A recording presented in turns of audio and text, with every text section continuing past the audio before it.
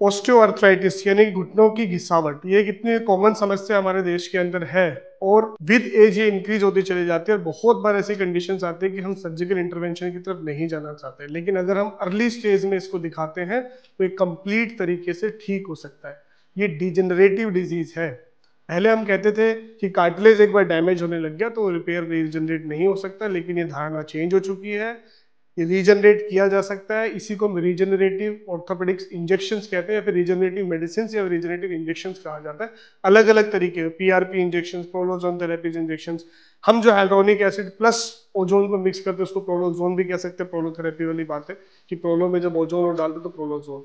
तो अगर सही समय पे इस चीज को इंटरफेयर किया जाए तो सही ठीक हो सकता है, लेकिन आप लास्ट स्टेज के अंदर पहुंचते तो दिक्कतें होती है। मान लो आप बिल्कुल घुटने कर्व हो चुके हैं, डिफॉर्मिटीज बहुत ज्यादा है, फिक्स फ्लेक्शन डिफॉर्मिटी बहुत ज्यादा है, तो समस्याएं हैं, तब सर्जिकल इंटरवेंशन की तरफ जाना पड़ता है। अगर हम एक्सरे को ग्रेडिंग करते हैं अप टू ग्रेड 3, ग्रेड 1 और 2 में तो कंप्लीट तरीके से ठीक हो सकता है। ग्रेड 3 तक पेशेंट्स को बिना सर्जिकल इंटरवेंशन के एक अच्छी quality of life pain free दे सकते हैं। हमारा जो ट्रीटमेंट प्रोटोकॉल आज वही दिखाने जा रहे हैं, किस तरीके से हमने hundreds and hundreds thousands of thousand patients को इस प्रोटोकॉल के माध्यम से इंक्लूडिंग प्रोलोजोन प्लस डीएससीडी इंजेक्शन के माध्यम से किस तरीके से पेन फ्री किया है, किस तरीके से उनकी एक्टिव लाइफस्टाइल वो लीड कर रहे हैं, किस तरीके से उनकी डिफॉर्मिटी करेक्ट हुई है। ऐसे हमारे पास एक पेशेंट है, उनके आज दिखाएंगे प्रोग्राम और प्रोसीजर।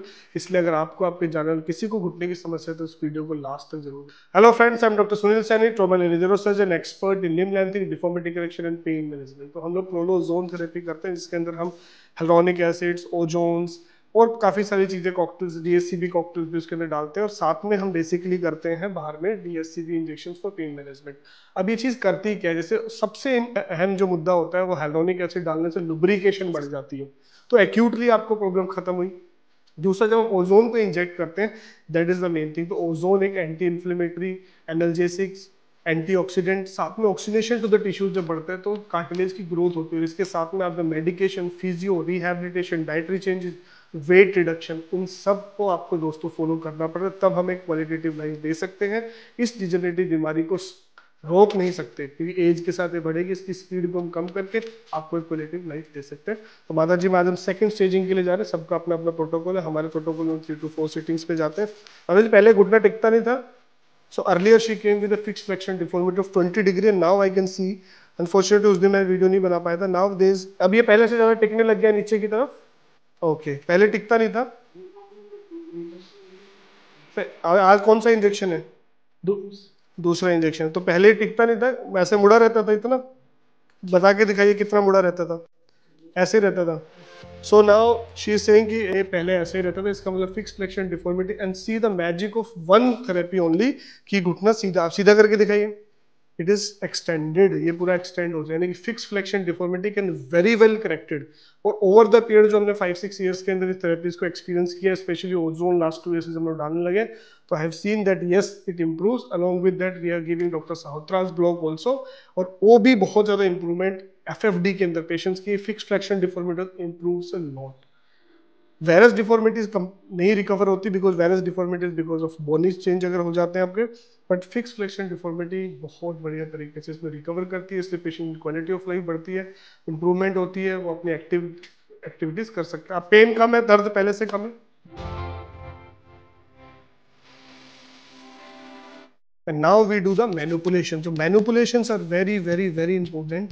मैनिपुलेशन से ही और ज्यादा बेटरमेंट होती है।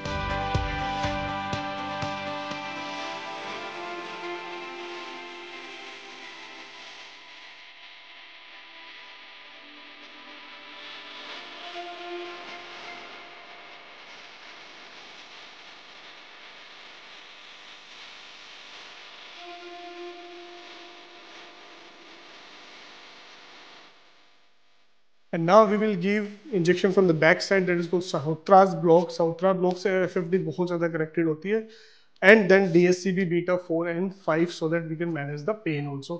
ऐसे ब्यूटीफुल क्या है कि पेन किलर्स की रिक्वायरमेंट इन पेशेंट से बहुत कम हो जाती है। हम लोग SOS एनाल्जेसिक देते हैं ताकि हम देख सकें actually the therapy is working. This is how we treat osteoarthritis knee at various stages. इसलिए मेरी हमेशा ये मैं कहता हूँ कि आप जो भी, जिस समय आपको सिम्टम स्टार्ट हुआ अर्ली फेज में, जब स्टार्टिंग ग्रेड 1 पे आ जाते हैं, तो आपको कोई इंजेक्शन की भी जरूरत नहीं होती। with the help of physio rehabilitation, some dietary changes, some supplementation, this can be very well cured. पर उससे भी नहीं होता है तब भी go for PRP injection, other regenerative injection. अब इस समय जैसे bone marrow aspirate concentrate is a newer recent advances जो आ गई है, उस तरह SVF हो गया, ये सारी चीजें सारे के सारे रीजनरेटिव इंजेक्शन है, यानी कि जो रीजनरेट करेंगे कार्टिलेज को, that is the beauty of these injections. इसलिए इस डिजनरेटिव डिजीज से भी हम फाइट कर सकते हैं और कोशिश करेंगे कम से कम पेशेंट को सर्जिकल इंटरवेंशन की तरफ जाना पड़े।